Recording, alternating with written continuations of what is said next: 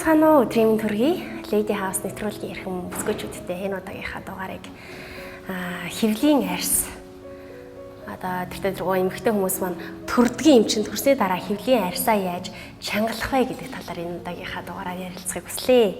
За эмэгтэй хүн болгонд хэвлийн арьс одоо төрдөг учраас хэвлийн арьс маань сунаад тэгээд эргээд агшаад хуучин хэвэнд орно гэдэг бол маш том асуудал байдаг. За энэ асуудлуудыг манд эмэгтэй хүн болгоомжтой ярьж ах шиг байна тий. Одоо манай том хүүхэд хичээл 4 настай. Одоо манай баг одоо 1 сартай. Тэгээ хоёр дахь төрөлтнөр бол яа харахгүй арьс унжиж үлдээд идэг. За одоо энэ арьсаа яаж татах вэ гэдэг тал дээр туршлага, бие биенийхээ туршлагыг хуваалцах зорилгоор зөвлөгөө маягаар хүргэх гэсэн юм аа. За төрсний дараа нэг тийм дамаа анхны төрөгчд маань буруу ойлголт байдаг шүү дээ. За төрсөн бол өхөндөө суу харуулаад бичээний дээл суу угаад идэнэ. Юусүдээ цаа угаад идэг гэж шүнж хүртэл босуугаа босч байгаа тий. За тэр үүднээсээ хүмүүс маш олон хэлээр таргалдаг. За эргээ тэр таргалтаа хаях гэж их хэмжээний хүч зарцуулдаг. За тэрэн дээр нэг зөвлөгөөг хүргэе гэж бодсон. Та витаминлэг чанартай хоол хүнс хэрэглэнэ. За тэр маань болохоор яг зөвхөн хоолноос авах хэрэгтэй. Та ногоон төрлийн бүх хоол, жимс гэн одоо бүх хоолнууд идээд за хуурай идэхин гэдэг бол ерөөсөө сүү оруулдаг гэж худлаа шүү гэж зөвлөмөр байна. Сүүтэй цай бичээн зөвхөн сүү оруулаад байгаа юм биш. Халуун уух юм чинь таны шингэн болж гараад байгаа гэсэн үг. Таны бид байгаа витаминийг чинь сүү болгож гаргаад байгаа. Хамгийн гол нь халуун шингэн юм гэсэн үг. Тэгэхээр халуун бүлээн ус байж болно.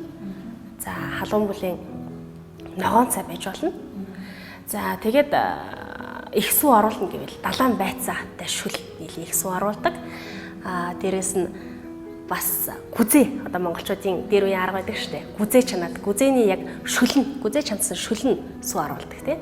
За иймэрхүү байдлаар сүүнийхээ хэмжээг нэмж болно.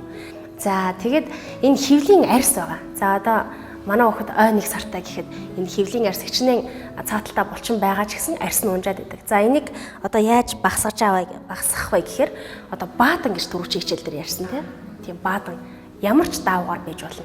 Баадан сунантгай оролт байж болно шүү дээ. Тийм югаар л сайн баадагнаад. Баадагнагдсан энэ арьс чинь багасна гэсэн үг. За тэгээд яг энэ сул арьс ингэж үлдээд байна. Яг ингэж бүр ингэж сайн турчлаа ингэж арьс үлдчихлээ гэдэг. Энийг маань ус болон мөс чангаруулдаг, арьсыг чангаруулдаг. Тэгэхээр би одоо яг гэрт байдаг хямд төсөр аргаар арьсаа чангалах аргыг хэлээд байна л да. Би болохоор юу яа нойтон алчуур зөвөр нөгөө нүүр гарын алчуур байдаг шүү дээ. Тэрнийг яагаад хүүд усанд оргож сайхан мушгаад тэгээд гялгар утан тэгээд хөлдөгчөнд хөлдөгчдөг. Тэгээд хөлдөө алчуур гаргаад ирнэ. Тэгээд гаргаад ирэхээр яг ингэж гидсэн дээрээ тавиад таарна. Нэг зүйлийг анхаарах хэрэгтэй нь бөөрлөө буюу нуруу руу оруулж болохгүй. Зөвхөн хэвлийн дээр. Яг энэ хэвлийн энэ хэсгийн арьсыг л сайн одоо энэ сунсан арьс маань эргээд агшаад ийм болчиход байгаа юм шиг өшөө бүр сайн агшаах гад хуучин хэвэндээ оруулах гэдэг шүү дээ. Тэгэхээр яг энэ гиз хэсэгтэй л тэр хөтөн өстэй хөлдөө алчуураараа чигнэх нэ. За ингээд яг энэ хэвлийнхаа энэ хэсэг дээр ингээд чигнэ. Мэдээж хоолсны дараа бол хэвлийн дээр хүт юм байвал хямрал өвнө. За тэгэхээр хоолсны дараа бүр унтахаа юм ч юм уу. За тэр усаа энергижүүлээд одоо миний нүрийг одоо маш сайхан гоё өнгөлөг залуу гоё сайхан болгож өгөөч ус минь гэж усандаа хийлж залбираад тий.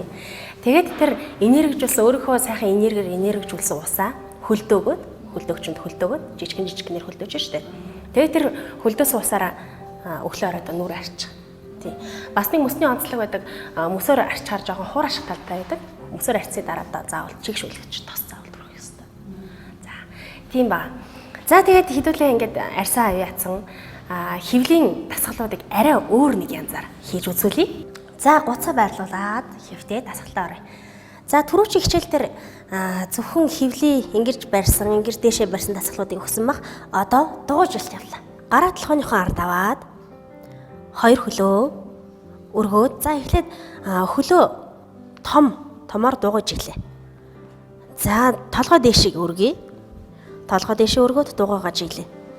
За дугуй бүр томоор ож ийн энүүхэндээ ингэж жихгүй бүр том тойргоор байх тусмаа хэвлийн дээд доод дунд булчингуудад илүү сайн орно гэсэн үг. За ачааллыг нэмлээ. Өвдөг тохой нийлүүлээд сайн зөрүүлээд явлаа. За. Энийг 25 хий. Томоржигээрээ хэвлий татаж хангална. За буулгалаа. За саяных дээр нэг анхаарах зүйл байдаг. Дээшгээ болж байгаа нь ингээд гараараа бүр сайн толгооноосоо барьж хагаад ингээд хүзүүнээсээ чангаад байдаг. Толгооноосоо. Тэгэхээр хүзүүн дээр ачаал ирдэг. Гар сул дээшээгээ. За зөвхөн хэвлийн дээр ачаал ирч. За тэгэхээр ингэж яг хүчээ авч ингэж нугдаал орж дартахгүй нь жоохон гар маань сул. За ингээд айллах дэлгэмэл тэгээд энэ тохой зөрүүлж байгаа. За хэвтээд амарлаа. За ингэж хэвтгээд сариад салыг хийхэд хэвлийн дээр хэвлээ яг гол булчинд ачаал өгсөн байна те. За хэвлийн дээд хэсэг ачаал өглөө. Дээшээгээ та зөрөглөө. 1 буулаа. 2 буулаа. 3 буулаа. 4 5 6 7 8 9 10 буулаа. Би суллаа. За, саяны засаглууд маань хэвлийн донд булчин хэвлийн дээд булчинд орлоо. За, хэвлийн доод булчин явлаа. 30 градусд хөлөргөөд солиблоо. 1 2 хэвлийн татъя 3 4 5 6 7 8 9 10 татаарай. 11 12 13 14 15 16 буулаа биясал. За саяных шиг ингэж өргөхөд нуруунд дээр ачаал өгөхгүй хичээгээрэй. Нурууны маань үе маань одоо хөлөө өргөх чинь нуруунд дээр ачаал өгдөг. Нуруу аль болох шал руугаа сайн наахыг хичээгээрэй. За энэ хэвлийн булчин хэрэг ажиллана. За таны айлч дасгал гэж болно. Аль булчин хэрэг ажилласан байна. Тэр хэмжээгээр тэр хэсгийнхаа өөхнөөс татдаг. За дэшегээ үндэлөө. Хэвлийн дасгал маань дээд дунд доод хэсэг байла. За та дасгал хийсний дараа 2 цагийн дотор юм идэхгүй. Дасгал хийхийн өмнө 2 цагийн өмнө юм идэхгүй байх шаардлагатай.